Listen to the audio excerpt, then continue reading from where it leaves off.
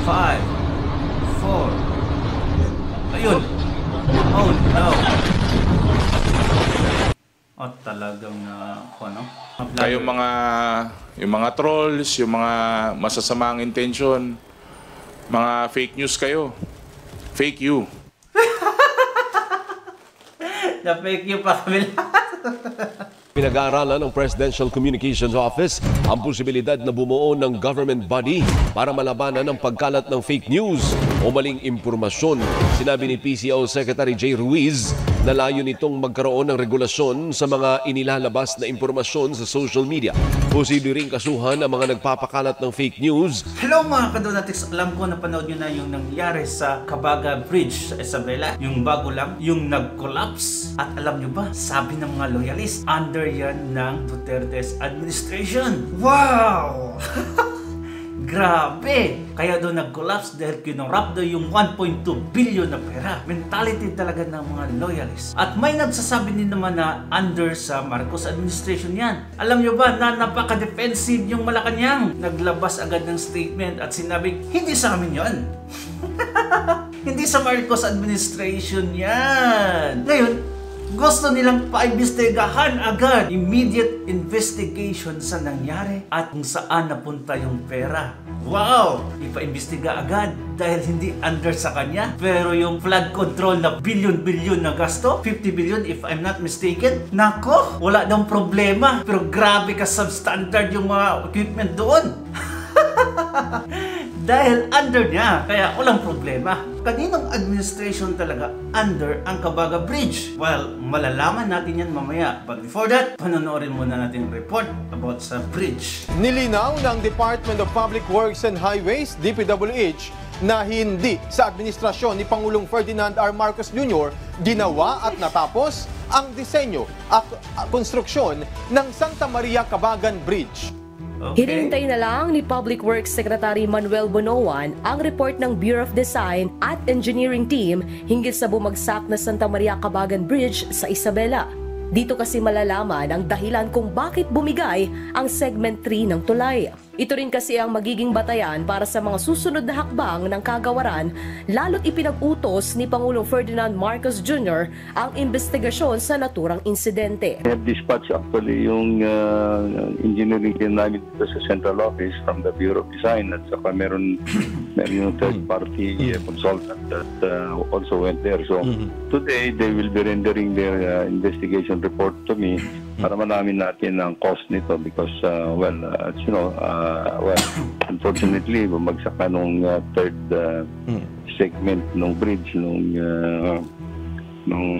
February 27. Paglilinaw pa ni Secretary Bonoan, hindi sa administrasyon ni PBBM nagawa ang disenyo at konstruksyon ng tulay. Sa katunayan, sa ilalim ng kasalukuyang administrasyon pa nga nangyari ang retrofitting ng Santa Maria Cabagan Bridge dahil sa mga nakita umanong problema rito noon.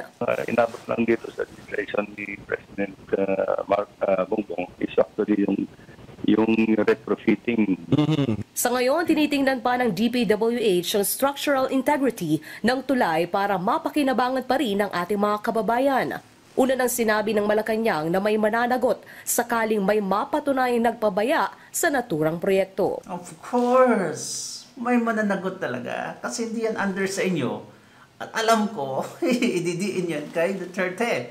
But anyway, hindi talaga yan under sa administrasyong Duterte at hindi din under sa administrasyong Marcos. Kaninong administration? Kay Noynoy Aquino. Nagsimula yan noong 2014. Supposed to be matatapos yan sa 2019 pero nagkaroon ng retrofitting, shall I say, mga pangyayari na hindi pa dapat ibuksan, but supposed to be sa 2021 yan, but another extension until 2025 talaga. February 1, nag-open yan. Baka sabi nyo na, gawa-gawa ko lang yan. Well, nasa PhilStar naka-report yan, at sa Star, basahin muna natin. The construction of the bridge began in November 2014. Di ba? Panahon niya ni Noynoy. It was initially stated to be completed in 2019. But it underwent retrofitting and was officially completed on February 1 at a total cost of 1.2 billion. See, ang report ng The Star, the construction of the bridge that began in November 2014 and was completed on February 1, 2025 was worth around Philippine peso 1.2 billion. So, hindi ko gawa-gawa yan. So, neither Marcos and Duterte's administration this bridge started. It started during Noynoy's time. Anyway, grabe, gusto agad paimbestigahan ng palasyo. Why? Because hindi sa kanya, hindi under sa kanya. Pero yung mga numalyang project ng administrasyong BBM, kasi masisira yung pangalan niya, of course. Anyway, panunuorin natin ang actual footage ng mismong truck na nag-overload. Let's go. Okay.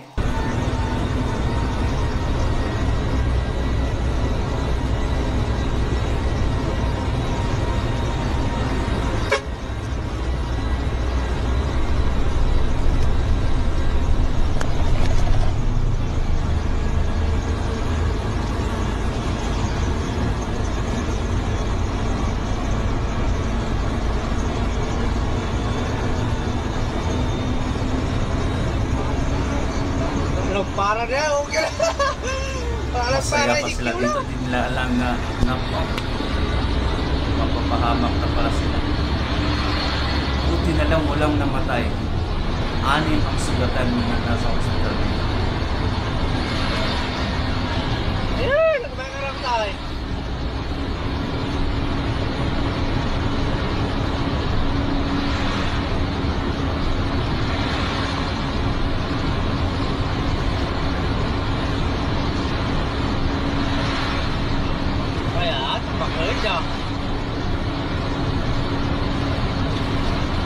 May tulog na nga magna pa lang no kuano eh.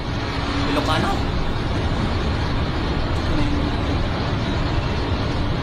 Sinaw na eh. Yo. Ha? Kung kumakuha, dapat kumati ulit niya. Silaw tunog niya. Pero tinunog ko ha. Pasular ka talaga kita? Oh, Solar siguro. ay, naging Ilonggo. Eh, so? Naduot, maaalang ka solar na sa ta? Ito na. In 3, Hindi nga lang. 5, 4. Ayun. Oh no. Oh, talagang ano?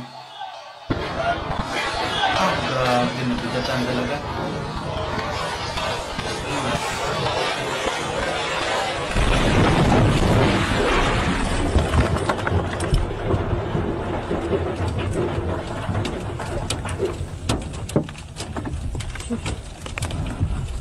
Buti na lang walang nangyari sa kanila na masama. Hindi siya, anak ko. Grabe. At isa pa, buti na lang hindi tubig yung sa ilalim. Kasi kung tubig yon, sigurado. Ay, grabe. Overloading din kasi yung truck. Tapos, substandard pa yung mga equipment. Of course, dapat imbestigahan yan. Pero, itong administrasyon na to, dapat maging fair. Imbestigahan lahat ng mga anomalyang project, lahat ng mga failure. Pero yung flood control niya na, ay nako, mas grabe, mas malaki yung gasto nun. Ayaw pa imbestigahan. Ngayon, nawala na yung 50 billion. Ngayon, magre-request na naman ng another billion para sa flood control project kasi failure. Ay nako, tama yung sinabi ni Tatay Digong na nag-leaning towards dictatorship or martial law na yung Pilipinas. Biruin mo, gusto na nilang i-regulate lahat ng mga social media users, yung mga vlogger. Gusto na nilang pakasuhan lahat ng mga nag-spread ng fake news. Well, para sa kanila, fake news. At alam naman natin lahat, if you're a Duterte vlogger, fake news, isisiwalat natin yung katotohanan. Hindi dahil sa fake news na yan. Yung administrasyong ito, nagiging diktadorya na. Ngayon, panoorin natin yung report. Pinag-aaralan ng Presidential Communications Office ang posibilidad na bumuo ng government body para malabanan ang pagkalat ng fake news o maling impormasyon. Sinabi ni PCO Secretary Jay Ruiz Nalayo nitong magkaroon ng regulasyon sa mga inilalabas na impormasyon sa social media. Posible ring kasuhan ang mga nagpapakalat ng fake news, lalo na kung nakasalalay ang usapin ng national security. Magsasabi ka, may bomba sa ganito. Bombahin lang. Matagal na yan. Paano mo hindi namang papailan yung mga ganyan? Yung nananako. Nagpapakalat na kasinungaling. Sabihin nyo, dahil yan sa mga Duterte vloggers, bakit naging ganito? Bakit may investigasyon? Huwag nyong isama yung may threat, mga ganon, bomba. Oh! Lumang tugtugin na yan. Let's go. Suportado ni House Deputy Majority Leader Paulo Ortega ang hakbang para mapanagot ang mga sangkot sa pagpapakalat ng maling impormasyon, lalo't papalapit na ang halalan. Kumbaga nakamaskara kasi sila sa social media. So, kasi pinapatay yung mga vlogger. kayong yung mga trolls, yung mga masasamang intention, mga fake news kayo. Fake you. Na-fake news pa kami lahat. Hindi naman fake news yung sinasabi natin dito. Yung katotohanan, yung anong nire-report at yung mga hindi nire-report ng mga media streamer. Yun yung nire-report natin. Yung mga totoong nangyayari. Pinag-aaralan na rin ng Department of Justice ang pag-amyenda ng batas kontra cyber libel bilang tugon laban sa fake news. Grabe talaga sila, di ba? Sobra na! Ngayon, anong sabi ni Marcos? Friendly na friendly yung dating niya dito, si BBM, pero behind the scene, galit na to, kaya nagpa-imbestiga na. Let's go. Sa kanyang vlog, nagbabala naman si Pangulong Bongbong Marcos sa paglaganap ng fake news. Kakambal ng kampanya ay ang mga intriga at batuhang putik na tinatawag na fake news. Maniwat kanan na rin yan. Ang bagong Pilipino ay marunong kumilatis sa tama at maling impormasyon. Tama. Nagbabalita mula sa... Marunong na kaming kumilatis, kaya ganon, naglabasan na yung mga totoo. Kaya every time may rally, every time may campaign ka, BBM, Duterte yung mga sigaw ng bayan dahil alam na namin. Grabe talaga ang Pilipinas, no? It's leaning towards dictatorship, martial law. Wala ng freedom of expression. Kawawang Pilipinas. Bye-bye.